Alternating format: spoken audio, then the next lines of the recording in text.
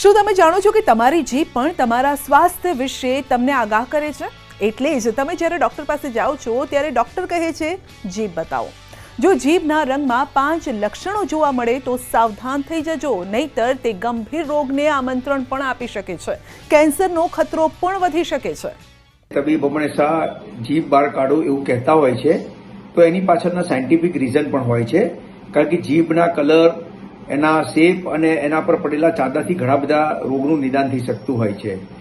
ઘણી વખત શરીરના અમુક અંગો પણ સૂચવે છે કે તમે સ્વસ્થ છો કે નહીં. જેમ કે ત્વચા અને આંખો પીળી થઈ જાય તો તેનો અર્થ એ છે કે તમને કમળો છે. અને એ જ રીતે તમારી જીભને જોઈને તમે જાણી શકો છો કે તમે અંદરથી સ્વસ્થ છો કે નહીં. તમારા જીભની ટોચ તમારા હૃદયના સ્વાસ્થ્ય વિશે જણાવે છે. જીભનો મધ્ય ભાગ તમારા લીવર, પેટની સમસ્યા હોય તો તે ઇન્ડિકેટ કરે છે.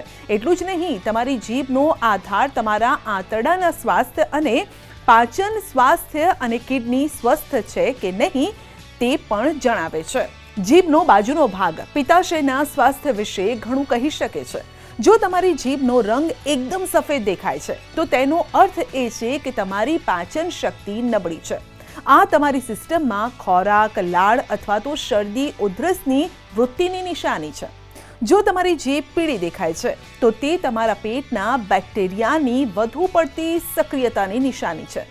જો તમારી જીભ અત્યંત લાલ છે તો તેનું કારણ શરીરમાં વધુ ગરમ થવા અને B12ની ઉણપ પણ હોઈ શકે છે. જો તમારી જીભ પર તિરાડો દેખાય છે તો તે ત્વચાના વિકાર, સોરાઇસસને કારણે હોઈ શકે છે. જો જીભ પર ઘા અથવા તો અલ્સર હોય તો તે વધુ પડતા તણાવ, ચિંતા અથવા તો હોર્મોનલ અસંતુલનના કારણે પણ હોઈ શકે છે. જો જીભ પર ઉભાર કે ઉપસેલી દેખાય છે અને તે 2 અઠવાડિયાથી વધુ સમય સુધી આવું જ રહે છે તો તે મોઢાના કેન્સરનું પ્રારંભિક લક્ષણ હોઈ શકે છે. ભૂલથી પણ તેને અવગણશો નહીં અને તરત જ ડૉક્ટર પાસે તપાસ કરાવો. જીભનો કલર નોર્મલી પિંક કલરનો હોય તે બતાવે છે કે તમે તંદુરસ્ત છો. પરંતુ જો તમારે જીભ સાવ પેલ કલરની એટલે વ્હાઇટિશ થઈ જાય તો સમજવાનું કે તમારામાં આયર્ન એટલે કે હિમોગ્લોબિનની ઉણપ છે.